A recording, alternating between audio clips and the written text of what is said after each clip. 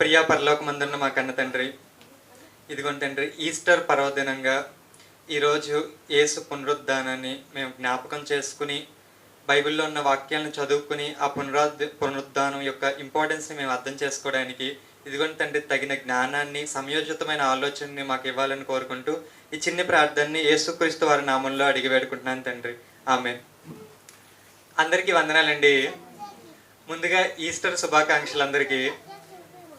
Easter కంటే ముందుగా మనం గుడ్ ఫ్రైడేని చేసుకున్నాం. గుడ్ ఫ్రైడే గురించి ఒక మాట చెప్పి ఈస్టర్లోకి వెళ్దాం. ముందుగా గుడ్ ఫ్రైడే అంటే ఏంటి? మంచి శుక్రవారం. అంటే యేసుక్రీస్తుని ఆ రోజు సిలువేసిన రోజు. కానీ కొంతమందికి ఈ డౌట్ ఉండొచ్చు, యేసుక్రీస్తు వారిని సిలువేసేసారు కదండి, ఆయన పెట్టారని మీరు చెబుతున్నారు, మీరే ఏం చెబుతున్నారు? సిలువేసేసారని కూడా మీరే చెప్తున్నారు. ఇంతకీ ఆయన సిలువ వేయబడ్డా లేకపోతే సిలువ వేయడానికి ఆయన భూమి మీదకి వచ్చాడా?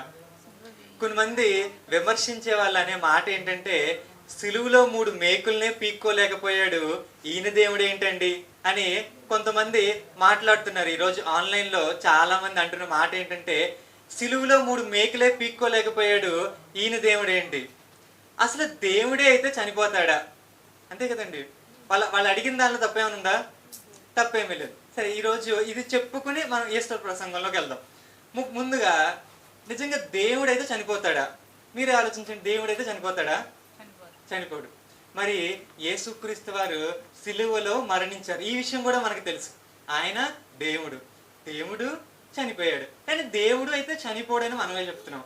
మరి ఎలా అర్థం చేసుకోవాలి దీన్ని? ఎందుకంటే దేవుడు భూమి మీదకి ఎలా వచ్చాడు? మనిషిగా వచ్చాడు. కాబట్టి ఆయన దేవునిగా సిలువలో చనిపోలేదండి, మనిషిగా సిలువలో చనిపోయాడు. అలా అర్థం చేసుకోవాలి మనం. ఇకపోతే రెండోది ఏంటంటే, మరి యేసుక్రీస్తు వారు సిలువలో ఆయన ప్రాణం పెట్టాలనుకుని పెట్టారా, లేదంటే వాళ్ళు సిలువ వేశారు కాబట్టి సిలువ వేసుకున్నాడా? అంతే. అంటే నేనేమంటున్నానంటే, ఇప్పుడు కొన్ని పరిస్థితులు కొన్ని వెళ్ళినప్పుడు మన దగ్గర చాయిస్ ఏమి ఉండదు. ఫర్ ఎగ్జాంపుల్, నువ్వేదో తప్పు చేసావు, వాళ్ళు కొడతారు. దొంగతనం చేసావండి, దాని తర్వాత పరిస్థితి ఏంటి? వాళ్ళు కొట్టడం అనేది పరిస్థితి. దాన్ని నువ్వు ఆపగలవా? ఏం చేయలేవు. దెబ్బలు తినటం ఒకటే నీ పరిస్థితి. కానీ యేసుక్రీస్తు వారిని కూడా సిలువేశారు. అంటే ఈ యూదులందరూ వేయటం వల్ల యేసుక్రీస్తు వేయించుకున్నాడా, లేకపోతే ఆయన వేయించుకోవడానికే వచ్చాడా? బైబిల్లో ఒక మాట ఏముంటుందంటే, ఒకసారి చూద్దాం. కొరింథీయులకు రాసిన పత్రిక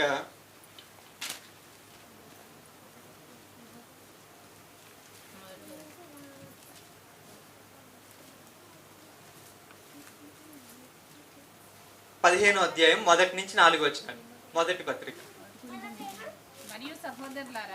మరియు సహోదరులారా, నేను మీకు ప్రకటించిన సువార్తను మీకు తెలియపరచుచున్నాను. మీరు దాన్ని అంగీకరించితిరి. దాని యందే నిలిచి ఉన్నారు. మీ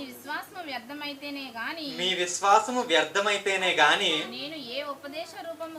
నేను మీకు ఏది ఉపదేశ రూపముగా సువార్తని ప్రకటించితినో ఆ ఉపదేశమును మీరు గట్టిగా పట్టుకొని లేఖనముల ప్రకారము అని ఉంటుంది. చూడండి, ఆ సువార్త అదేమనగా లేఖనముల ప్రకారం క్రీస్తు మన పాపముల నిమిత్తం మృతి పొందెను, సమాధి చేయబడెను, లేఖనముల ప్రకారం మూడవ దినం లేపబడ్డాడంటండి. యేసుక్రీస్తు ఎలా లేపబడ్డాడంటే, అప్పుడు వాళ్ళు సిలువలో వేయాలనుకున్నారు కదా, వాళ్ళు వెయ్యాలనుకోవడం కాదు, ముందే లేఖనాలు చెప్పాయంట. లేఖనాలంటే దేవుని వాక్యం.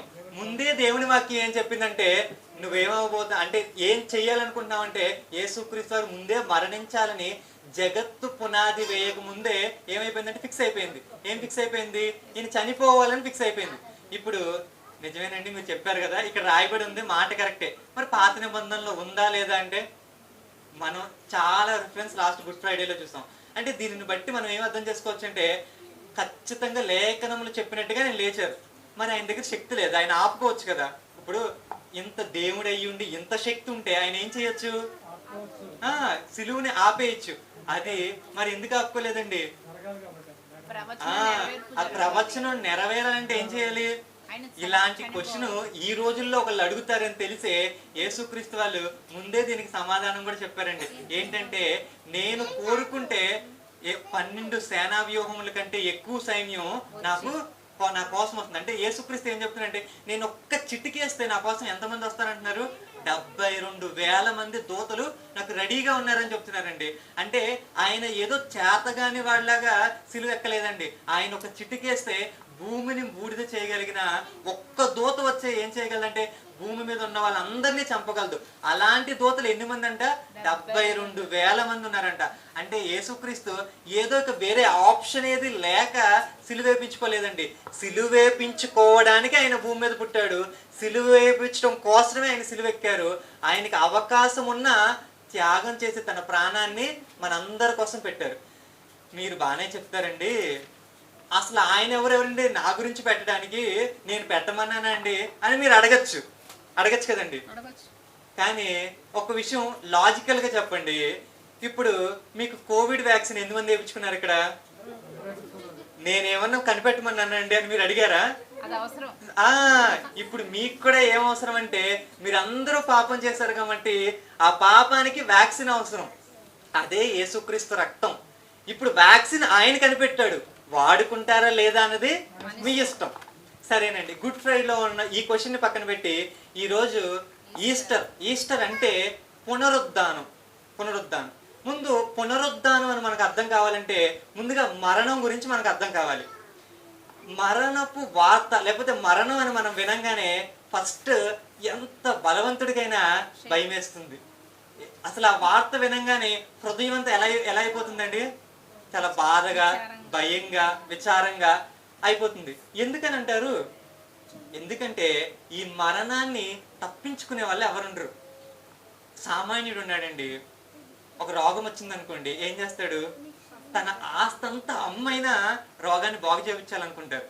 ఫర్ ఎగ్జాంపుల్, ఒక అబ్బాయి ఉన్నాడు, వాళ్ళ ఆవిడికి రోగం వచ్చింది అనుకోండి, తన ఆస్తమ్మైనా ఏం చేయాలనుకుంటాడు? బ్రతికించాలనుకుంటాడు. అంటే మరణం చూడాలని అనుకోడు. అంటే మరణ భయం ఏం చేస్తుందంటే ఎలాగైనా రక్షించాలనుకుంటుంది. ధనవంతుడు ఉన్నాడండి, సామాన్యుడు ఇలా అనుకున్నాడు. మరి ధనవంతుడు ఏమనుకుంటాడు? ఎంత ఖరీదైన హాస్పిటల్ అయినా పర్వాలేదు, హాస్పిటల్ ఖర్చు ఎంతైనా పర్వాలేదు, ఎలాగైనా మరణం రాకూడదని అతను అనుకుంటాడు. ఇప్పుడు చదువుకున్నవాడు ఉన్నాడు, చదువుకున్నవాడికి ఎప్పుడైతే తను చదువుకున్న చదువు ఇదిగోండి మరణంలో ఉపయోగపడదని తెలిసినప్పుడు ఏమనిపిస్తుంది? మరణం గురించి భయం కలుగుతుంది. మరి చదువు లేని వాడు ఏమైనా తప్పించుకుంటాడా? బలవంతుడికి మరణం రాదా అండి? బలహీనుడికి మరణం రాదా?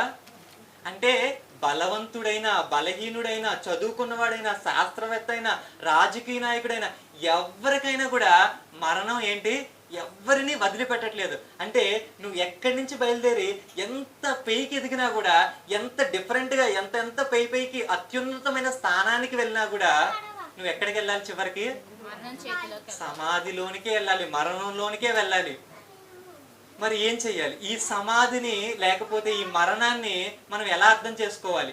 ఈ పునరుద్ధానం గురించి ఈ మరణానికి ఉన్న లింక్ ఏంటి? మరి ఈ మరణం గురించి, ఈ మరణ భయం క్రైస్తవులకు కూడా ఉంటది కదండి. చాలా మంది భయపడుతూ ఉంటారు. కానీ క్రైస్తవులకు నిజంగా మరణ భయం ఉండవచ్చా? మనకి ఉండవలసిన అవసరం లేదు. ఎందుకు ఈరోజు తెలుసుకుందాం. పునరుద్ధానం అనే విషయాన్ని మీ మనసులో పెట్టుకుని ఈ పాఠం అంతా అర్థం చేసుకోండి. పునరుద్ధానం అంటే చనిపోయి తిరిగి లేవటం. సరేనండి, ఇప్పటి వరకు మనకు అర్థమైంది ఏంటంటే భూమి మీద ఉన్న ఎవరికైనా మరణం ఏంటి? కామన్. దీనిలో గనులు ఉన్నారు, సామాన్యులు ఉన్నారు. ఒక రిఫరెన్స్ చూద్దాం. యెషయా గ్రంథం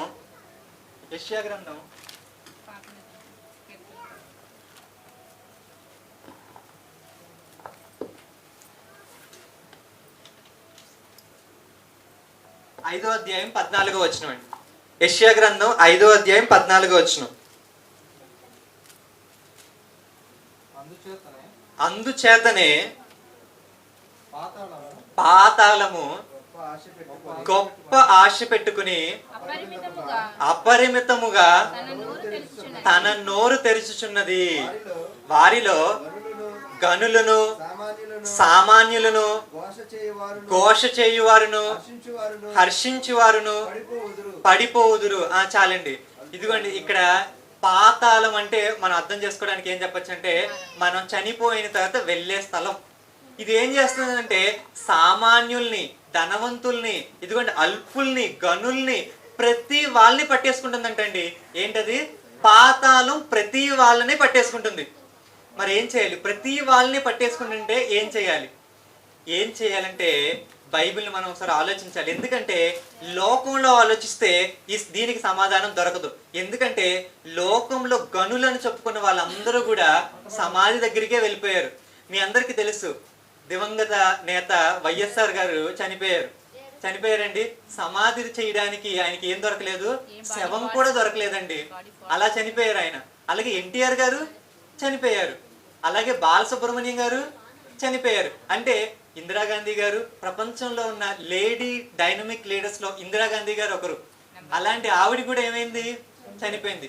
గొప్ప గొప్ప శాస్త్రవేత్తలు అబ్దుల్ కలాం, మన దేశం నుంచి అబ్దుల్ కలాం గారు, ఇంకా అనేక మంది ఉన్నారు. అలాగే వేరే దేశాల నుంచి ఐజాక్ న్యూటన్ అని అనేక మంది ఉన్నారు. గ్రావిటీని కనిపెట్టాడు. అనేకమైన పాఠ్య పుస్తకాలు, అనేకమైన పాఠ్యాంశాలు ఆయన రాసినవే. మరి ఇలా అందరూ చనిపోతుంటే మరి ఈ ప్రాబ్లంకి సొల్యూషన్ ఎక్కడుంది? ఈ మరణం అనే ప్రాబ్లంకి సొల్యూషన్ ఎక్కడుంది? ఇదిగోండి, ఎవరైతే ఈ మరణాన్ని దాటి ముందుకెళ్లారో అలాంటి వాళ్ళు సొల్యూషన్ ఇవ్వాలి. అలా ఎవరు ఇవ్వగలరంటే ప్రపంచంలో ఉన్న వాళ్ళందరికీ జనన దినం ఉందండి, అలాగే మరణ దినం కూడా ఉందండి. కానీ చరిత్రలో ఒకే ఒక్కరికి జనన దినం, మరణ దినం, పునరుద్ధాన దినం కూడా ఉందండి. తిరిగి లేచిన దినం అసలు ఎవరికి ఉందండి? ప్రపంచంలో ఎవరికి ఉందండి? ఇదిగోండి, తిరిగి లేచిన దినం అని ఎవరైనా జరుపుకుంటారండి. ఈస్టర్ అంటే, ఈస్టర్ అనే పదానికి అర్థం ఏంటంటే పునరుద్ధానం. పునరుద్ధానం అంటే మళ్ళీ తిరిగి లేవడం. అబ్బా నిజమేనండి, మనం నమ్ముకున్న దేవుడు ఎంత శక్తివంతుడంటే పునరుద్ధానం అంటే చనిపోయి కూడా తిరిగి లేచాడు. ఆయన యందు ఏమి లేదంట? పాపము లేదు. ఇప్పుడు ఒకసారి మనం బైబిల్లో చూద్దాం. బైబిల్లో ఉన్న భక్తులందరూ కూడా ఎలా ఈ మరణాన్ని ఎలా ట్యాకిల్ చేశారో, లేకపోతే ఈ మరణాన్ని ఎలా అర్థం చేసుకున్నారో పునరుద్ధానం యొక్క సెన్స్ లో ఆలోచిద్దాం. ముందుగా మీకు అందరికీ తెలుసు, బైబిల్లో ఉన్న భక్తులందరూ కూడా వాళ్ళ జీవితాలన్నీ కూడా యేసుక్రీస్తు చుట్టూరే తిరిగినాయి. పాత నిబంధనలో ఉన్న భక్తులు కానీ, కొత్త నిబంధనలో ఆయనతో సమకాలికులు కానీ, ఆయన తర్వాత, ఆయన మరణం తర్వాత పుట్టిన భక్తులైన ఎవరైనా కూడా యేసుక్రీస్తు చుట్టూరే తిరిగినాయి. ఇది మనందరికీ తెలుసు. ఇందాక మనం ఏమనుకున్నామంటే ఇదిగోండి లేఖనముల ప్రకారమే ఆయన చనిపోయాడు, లేఖనముల ప్రకారమే ఆయన తిరిగి లేచాడు అని చెప్పాం. మరి లేఖనముల ప్రకారం నిజంగా ఆయన తిరిగి లేచాడు అంటే ఆయన చనిపోయింది ఓకే, లేఖనంలో చెప్పారు కాబట్టి ఆయన చనిపోవాలని వచ్చాడు ఓకే. ఆయన లేవాలని కూడా ముందే అనుకున్నాడంట. ఇది ఎవరికి తెలుసంటే ఆయన పుట్టడానికంటే ముందున్న భక్తులు ఉన్నారు చూసారా, వాళ్ళకు కూడా తెలుసంట. కొన్ని రెఫరెన్సెస్ చూద్దాం. దావీదు గారి గురించి చూద్దాం. కీర్తనల గ్రంథం 16వ అధ్యాయం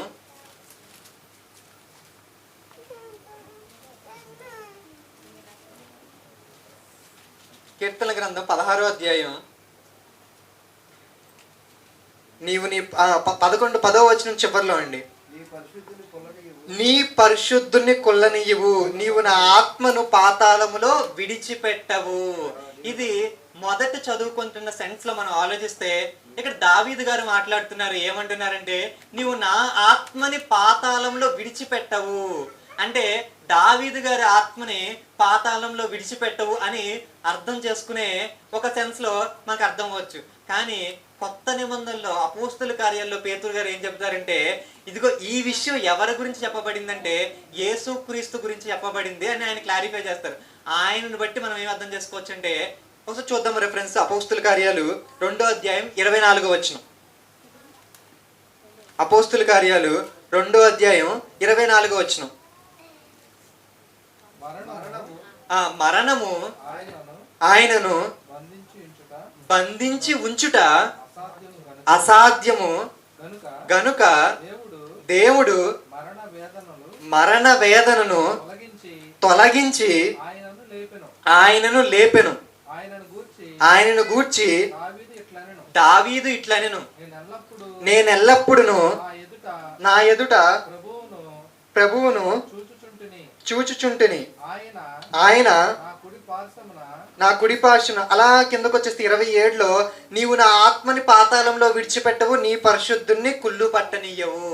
అంటే అక్కడ ఏదైతే చెప్పబడిందో ఇక్కడ నెరవేర్పు కనిపిస్తుంది. పేతురు గారు సంఘాన్ని ఎవరి చేతుల మీద అయితే స్టార్ట్ చేశారో ఆయనే క్లారిఫై చేస్తున్నారు. ఏమని? ఇదిగో అది చెప్పబడింది ఎవరి కోసం అంటే యేసుక్రీస్తు వారి కోసం. అంటే తిరిగి లేస్తానని కూడా ముందే చెప్పాడా? ముందే చెప్పారు. అంటే పాత నిబంధనలు ఉన్న భక్తులకు కూడా ఏం ఆలోచన ఉందంటే, ఏం ఆలోచన ఉంది? యేసుక్రీస్తు తిరిగి లేస్తారని ఆలోచన ఉంది. అంటే దీన్ని మనం ఎలా అర్థం చేసుకోవాలంటే, దేవుడు ఇదిగో భక్తులందరికీ దేవుడు ఏం చెప్పాడంటే, మీ అందరికి ఒక విషయం చెప్పబోతున్నాను. అదేంటంటే, మీకు చనిపోయిన తర్వాత బ్రతికివ్వాలనుకుంటున్నాను. ఏమంటున్నాడు దేవుడు? మీకు చనిపోయిన తర్వాత బ్రతికివ్వాలనుకుంటున్నాను. ఎవరు చెప్తున్నారు ఈ మాట? కనిపించని దేవుడు చెప్తున్నాడు. భక్తులు చాలా తెలివైన వాళ్ళు ఏం అడిగి ఉండొచ్చు? నువ్వే కనిపించట్లేదు, నువ్వేం చెప్తున్నావు అంటే చనిపోయిన తర్వాత బ్రతికిస్తున్నావు. బ్రతికుండంగా 2 ఎకరాలు భూమి ఇస్తే పంట అయినా పండించుకుంటాను, చచ్చిపోయిన తర్వాత బ్రతికిస్తానంటున్నావు. ఇది ఇప్పుడు మీలో చాలా మంది ఎల్ఐసి కట్టచ్చు. ఎల్ఐసి అంటే ఏంటి? చచ్చిపోయిన తర్వాత డబ్బులు వస్తాయి. ఎప్పుడు వస్తాయి? చచ్చిపోయిన తర్వాత, బ్రతికుండంగా రావు. ఎల్ఐసిలో అంటే లైఫ్ ఇన్సూరెన్స్, మీరు టర్మ్ ఇన్సూరెన్స్ ఇలాంటివి తీసుకుంటే చచ్చిపోయిన తర్వాత వచ్చే పాలసీలు ఉంటాయి. నేను దాని గురించి చెప్తున్నాను. చచ్చిపోయిన తర్వాత వచ్చే పాలసీలు ఉంటాయి చూసారా, అవి మీరు చచ్చిపోయిన తర్వాత మీ కుటుంబానికి ఇస్తారు. మనుషులు ఏం చెప్తున్నారంటే, ఇన్సూరెన్స్ ఇస్తాను, ఏమిస్తాను? డబ్బులు ఇస్తానని చెప్తున్నారు. కానీ దేవుడు అంటున్నాడు, నేను ఇన్సూరెన్స్ ఇస్తాను, ఏమిస్తాను? డబ్బులు కాదు, బ్రతికే ఇస్తానని చెప్తున్నారు. బ్రతుకు గొప్పదా, డబ్బు గొప్పదా? మీరు చెప్పండి. సంపాదించచ్చు కదా. సో దేవుడు అమూల్యమైనది ఇస్తున్నాడు. ఏమంటున్నాడంటే, నీకు బ్రతుకిస్తాను అంటున్నాడు. చనిపోయిన తర్వాత ఏమంటున్నాడు? నీకు బ్రతుకిస్తాను అంటున్నాడు. ఓకే, ఇక్కడ వరకు బానే ఉంది. మరి ఎలా నమ్మాలి? గ్యారెంటీ ఏంటి? చచ్చిపోయిన తర్వాత ఇస్తానంటున్నావు, నువ్వేమో కనిపించట్లేదు, నువ్వేమో చచ్చిపోయిన తర్వాత ఇస్తానంటున్నావు. ఎలా నమ్మాలి? ఎలా నమ్మాలంటే దేవుడు ఏం చెప్పాడంటే, అయితే మీకు ఒక సూచన ఇస్తాను. ఏంటి ఆ సూచన అంటే, తర్వాత నా కుమారుణ్ణి పంపిస్తాను, కుమారుడిని సిలువలో మరణిస్తాడు, మరణించిన తర్వాత సమాధిలో నుంచి ఆయన లేపుతాను. ఇప్పుడు ఆయన లేపగలిగారంటే మిమ్మల్ని ఏం చేయగలను? ఇప్పుడు దీనిని బట్టి మీరు నమ్మచ్చు కదా. ఇది పాత నిబంధనలో ఉన్న భక్తులు. కొన్ని ఎగ్జాంపుల్స్ చూద్దాం. హానోకు గారు యూదా పత్రికలో ఏం రాయబడి ఉంటుందంటే, హానోకు ప్రభు వేవేల దూతల పరివారంతో వస్తాడని రాయబడి ఉంది యూదా పత్రిక చివరిలో. ఇది ఆయన గురించి. అబ్రహాం గారి గురించి మీకేం తెలుసు? మృతులను సహితము దేవుడు లేపగలడు. అంటే మృతులను సహితం లేపడం అంటే ఏంటది? చనిపోయిన వారిని పునరుద్ధానమే కదండి. అంటే అబ్రహాం గారు కూడా ఏం నమ్మారు? పునరుద్ధానాన్ని నమ్మారు. సరేనండి, ఇంకా కొంచెం ముందుకెళ్ళి మోషే గారి గురించి ఆలోచిద్దాం. ప్రపంచంలో ఎవరికి రాని ఆఫర్ మోషే గారికి వచ్చింది. ఏంటది? రాజుగారి కుమారుడిని అనిపించుకునే ఛాన్స్ వచ్చింది. రాజుగారికి పుడితే ఏమో గాని ఈయన రాజుగారికి కూడా పుట్టలేదు. కానీ పుట్టకపోయినా ఏం ఆప్షన్ వచ్చింది? ఏం ఆఫర్ వచ్చింది? ఎంత బంపర్ ఆఫర్ అండి ఇది. రాజుగారి కుమారుడిలాగా రాజు అంతటి స్థాయి, తర్వాత రాజు, ఆయన తర్వాత రాజు అయ్యే ఛాన్స్ వచ్చింది. ఆయన ఏమనుకున్నాడంటే, క్రీస్తు విషయమైన నింద గొప్ప భాగ్యం అనుకున్నారంట. అంటే ఈయనకి క్రీస్తు గురించి తెలుసా? క్రీస్తు గురించి తెలిసింది. ఇప్పుడు పునరుద్ధానం గురించి తెలుసా? ఎవరు చెప్పారు? క్రీస్తు గురించి చెప్పినప్పుడు క్రీస్తు మళ్ళీ పరిశుద్ధుని కుళ్ళు పట్టనేమో అని మనం అది తీసుకుంటే, అది దావీదు గారి నుంచి తర్వాత వాళ్ళందరూ ఆ కీర్తన చదువుతారు కాబట్టి ఓకే. మరి మోషే గారికి ఎవరు చెప్పారు? క్రీస్తు గురించి ఎలా అయితే తెలిసిందో ఎవరు చెప్పుంటారు? దేవుడే. నిజమేనండి, దేవుడే చెప్పాడు. ఎక్కడ చెప్పాడు? నిర్గమకాండంలో చెప్పాడు. చూద్దాం, 3వ అధ్యాయంలో.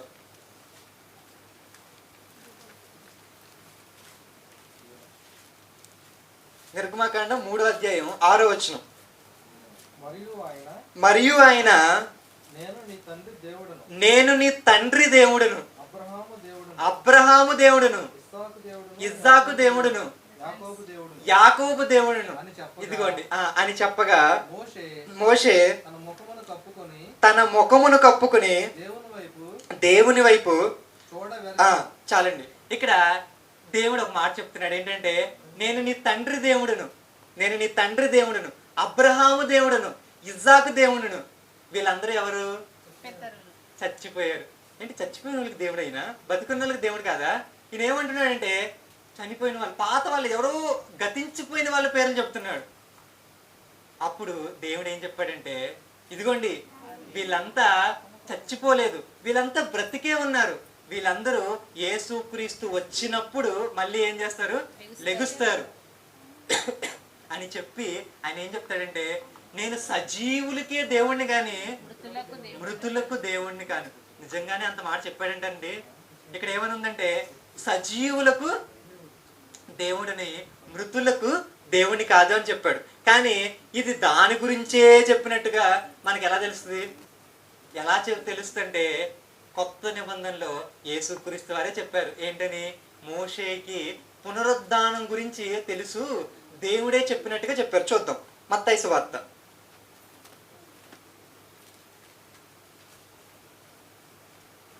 22వ అధ్యాయం 23వ వచనం.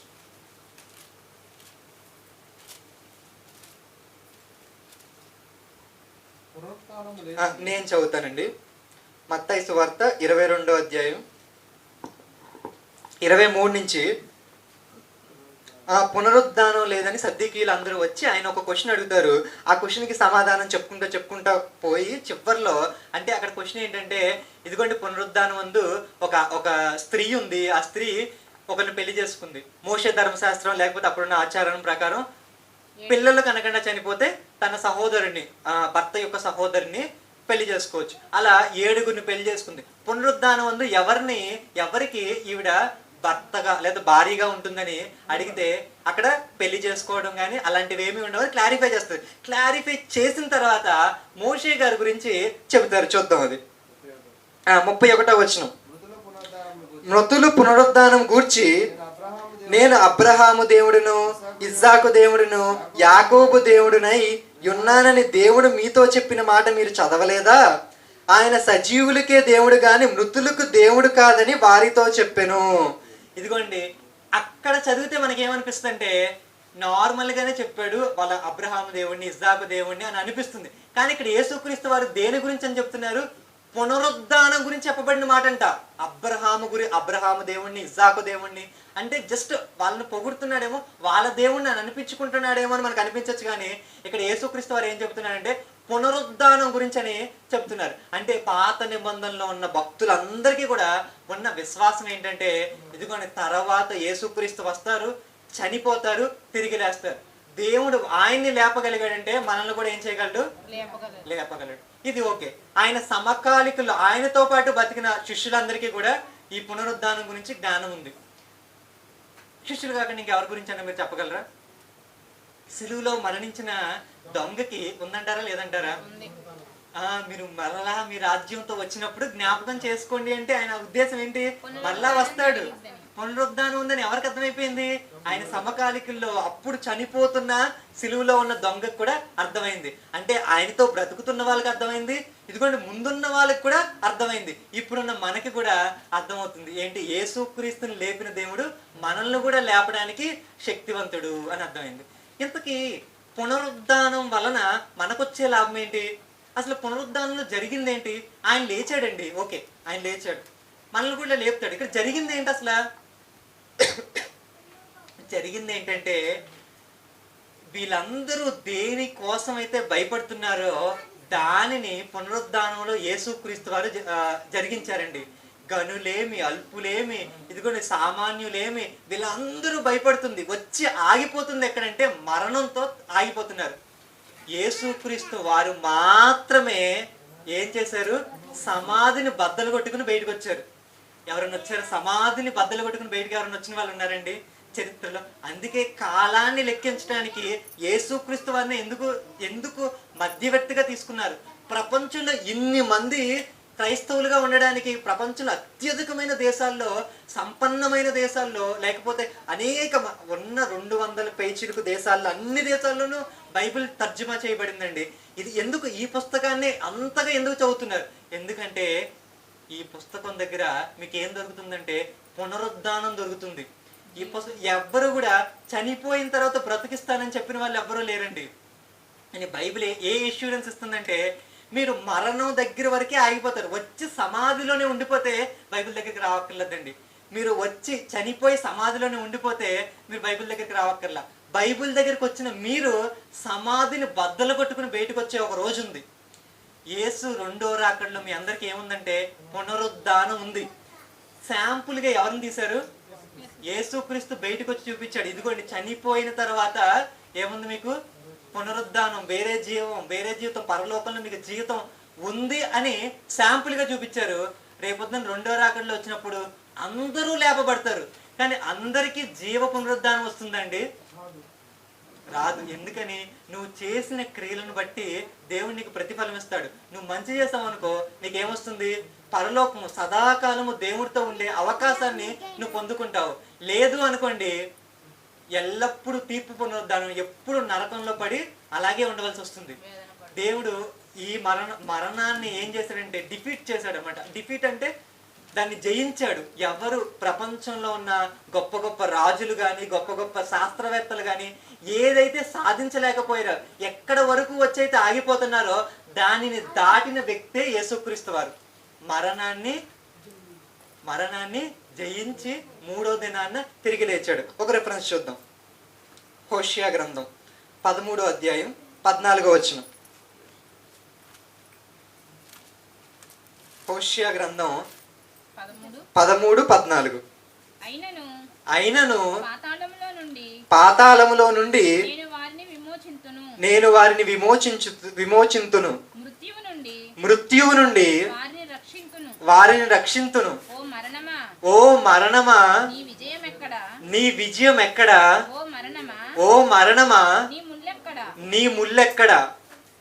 ఇక్కడ చాలండి. ఇక్కడ భక్తుడు అడుగుతుంది ఏంటంటే, మరణమా, ఇంతవరకు నువ్వు ఎంత విచ్చలవిడిగా ఎంత మంది మీద అయితే నీకు అధికారం వచ్చిందో, సామాన్యుల్ని, గొప్పవారిని అందరినీ మింగేసావు కదా. మరణం గురించి దేవుడు మాట్లాడుతున్నాడు, మరణంతో మాట్లాడుతున్నాడు. ఏమని మాట్లాడుతున్నాడు? ఇప్పటి వరకు నువ్వు ఎంత విర్రవీగి ఎన్ని మంది మీద అయితే జయించావో ఆ మరణాన్ని అడుగుతున్నాడు, నీ విజయం ఎక్కడా? నువ్వు సాధించిన విజయం ఎక్కడా? ఎందుకని అడుగుతున్నాడంటే, ఆ మరణాన్ని జయించిన ఒక వ్యక్తి ఒకరు ఉన్నారు. ఎవరు? యేసుక్రీస్తు. అది కొరింథీయులకు రాసిన పత్రికలో చూద్దాం. కొరింథీయులకు రాసిన మొదటి పత్రిక 15వ అధ్యాయం 54వ వచనం. కొరింథీయులకు రాసిన మొదటి పత్రిక 15వ అధ్యాయం 54వ వచనం. ఈ క్షయమైనది అక్షయతను ధరించుకొనినప్పుడు ఈ మత్యమైనది అమర్త్యతను ధరించుకొనినప్పుడు విజయమందు మరణము మింగివేయబడును అని రాయబడిన వాక్యము నెరవేరును. ఓ మరణమా, నీ విజయం ఎక్కడ? ఓ మరణమా, నీ ముల్లెక్కడ? ఇప్పుడు నేను చివరిగా ఒక మాట చెప్పి ముగిస్తానండి. ఇంతకీ యేసుక్రీస్తు వారు ఈ మరణాన్ని ఎలా జయించారంటే, మరణపు ముల్లేంటి? పాపము. ఆయన ఏం చేయలేదంటే, ఆయన జీవితంలో పాపం చేయలేదండి. ఆయన జీవితంలో పాపం చేయలేదు. పాపం చేయకపోవడం వల్ల ఆయన మరణపు ముళ్ళని ఏం చేశారు? అందుకని పాతాళం ఆయన్ని పట్టుకోలేదు.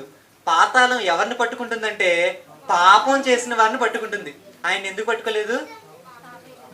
సరేనండి, మీరు బాగానే చెప్పారు. ఆయనంటే పాపం చేయలేదు, ఆయన పట్టుకోలేదు. సరే, ఆయనకి పునరుద్ధానం వచ్చేసింది, హోప్, చాలా హ్యాపీయే, మేము కూడా ఆనందంగానే ఉన్నాం. ఆయన మళ్ళీ తిరిగి లేచాడు. మరి మా పరిస్థితి ఏంటండి? మేము పాపం చేసాం కదా, మేము పాపం చేసాం కాబట్టి మరి మనందరి పరిస్థితి ఏంటి? ఇప్పుడు మనందరం పాతాళంలోనే ఉండాలి. మనకి కరెక్ట్గా న్యాయం తీర్చితే ఏమవుతుంది? మనం పాతాళంలోనే ఉండాలి. కానీ యేసుక్రీస్తు కృప వలన, ఆయన కరుణ వలన, ఆయన మన కోసం వచ్చి సిలువలో కార్చిన రక్తాన్ని మనం ఆశ్రయిస్తే ఏముందో? మనకి పాప క్షమాపణ. ఆయనకి పాపాన్ని క్షమించే అధికారం ఉంది. కాబట్టి ఆయన క్షమించడానికి రెడీగానే ఉన్నాడు. ఇప్పుడు మన చేయవలసిన విషయం ఏంటంటే, మనం వాడుకుంటామా ఆ వ్యాక్సిన్ని వాడుకోమా అన్నదే మన చేతుల్లో ఉంది. ఇప్పుడు సరేనండి, మీరు చెప్పినట్టు యేసుక్రీస్తుని నమ్ముకుంటున్నాను, ఇప్పుడు ఏం చేయాలంటే మీరు సంఘంలోనికి రావాలి. ఎందుకంటే పాతాళం యొక్క చాలపు చెవులు ఎక్కడున్నాయి? సంఘంలోనే ఉన్నాయి. పేతురు గారికి చెబుతూ ఒకసారి చూద్దామండి. మత్తయి సువార్త 16వ అధ్యాయం 18వ వచనం.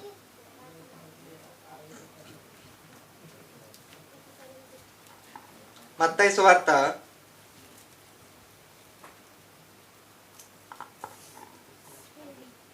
16వ అధ్యాయం 18వ వచనం.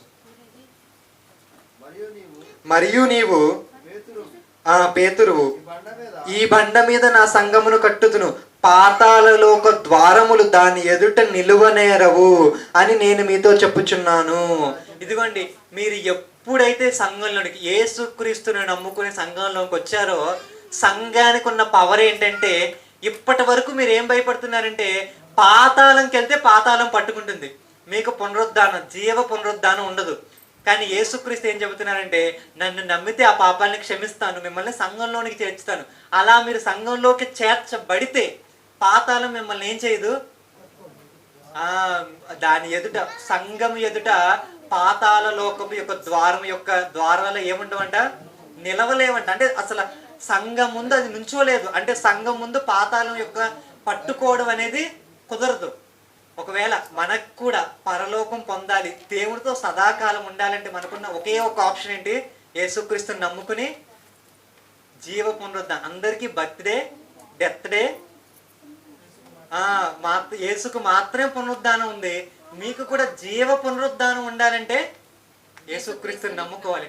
లేకపోతే మీకు కూడా పునరుద్ధాన దినం ఉంటుంది, కానీ తీర్పు పునరుద్ధాన దినంలోనికి మీరు వెళ్ళిపోవాల్సి వస్తుంది. అప్పుడు సదాకాలము నరకంలో అపవాదితో, దెయ్యంతో కూడా సదాకాలం ఉండవలసింది. దేవునితో ఆనందంగా సదాకాలం ఉండాలనుకుంటున్నారా, లేదా దెయ్యంతో సదాకాలం నరకంలో ఉండాలనుకుంటున్నారా? మీరే నిర్ణయం తీసుకోవాలనుకుంటూ ప్రార్థన చేసుకుందామండి. ప్రియా పరలోకమందున్న మా కన్న తండ్రి, ఇదిగోండి తండ్రి, ప్రపంచంలో గొప్ప గొప్ప వాళ్ళు ఉన్నారు, కానీ ఎక్కడ సైంటిస్టులైనా, సామాన్యులైనా, బలవంతులైనా, బలహీనులైనా, ఎవరైనా మరణం దగ్గరికి వచ్చి ఆగాలి తండ్రి. మీరు ప్రతి వారికి, మనిషిగా పుట్టిన ప్రతి వాళ్ళకి మరణం పెట్టారు. ఇప్పుడు ఈ మరణాన్ని మేము ఎలా తప్పించుకోవాలని చూస్తే, బైబిల్లో ఉన్న భక్తులందరూ ఇదిగో యేసుక్రీస్తు పునరుద్ధానం ముందు విశ్వాసం ఉంచి వాళ్ళందరూ ఏం చేశారంటే, ఇదిగో పునరుద్ధానాన్ని పొందుకోవడం కోసం విశ్వాసం నుంచి మరణించారు తండ్రి. ఆయనతో ఉన్న సమకాలికులు నమ్మారు తండ్రి, తర్వాత ఉన్న భక్తులు నమ్మారు తండ్రి. వీళ్ళందరికీ అర్థమైన విషయం ఏంటంటే, యేసుక్రీస్తుని మీరు లేపారు కాబట్టి మీ సామర్థ్యం వాళ్ళకి అర్థమైంది. ఇదిగోండి మమ్మల్ని కూడా లేపుతారని అంటున్నారు కాబట్టి మేమందరం కూడా విశ్వాసం ఉంచాం తండ్రి. ఇదిగోండి తండ్రి, ఎక్కడైతే లోకం భయపడిందో, మరణం ఎక్కడైతే ప్రపంచంలో ఉన్న వాళ్ళందరూ ఆగిపోయారో, దానిని బద్దలు కొట్టుకుని, సమాధిని బద్దలు కొట్టుకుని యేసు బయటకు వచ్చాడు. ఇంత గొప్ప వార్తని ఈరోజు ఇదిగోండి తండ్రి, ఈస్టర్ దినంగా, అంటే ఈస్టర్ పునరుద్ధాన దినంగా మేము జరుపుకుంటున్నాం తండ్రి. అంటే ఇదిగోండి తండ్రి, ఎవరైతే ఏది సాధించలేకపోతున్నారో, ఎవరైతే సమాధిని గలిచి బయటికి రాలేకపోతున్నారో, అలాంటిది యేసుక్రీస్తు గలిచి బయటకు వచ్చినందుకు ఇదిగోండి తండ్రి, మరెవ్వరికి దక్కని ఒక గొప్ప థింగ్ యేసుక్రీస్తు వారికి మాత్రమే చెందింది తండ్రి. ఇదిగోండి తండ్రి, ఇంత గొప్ప విశ్వాసంలో మేము ఉన్నందుకు తప్పిపోకుండా, జారిపోకుండా, అటు ఇటు కదల్చబడకుండా స్థిరంగా ఉండుటకు మాకు కావాల్సిన సహాయాన్ని అందించాలని కోరుకుంటూ ఈ చిన్ని ప్రార్థన యేసుక్రీస్తు వారి నామంలో అడిగి వేడుకుంటున్నాం తండ్రి. ఆమేన్.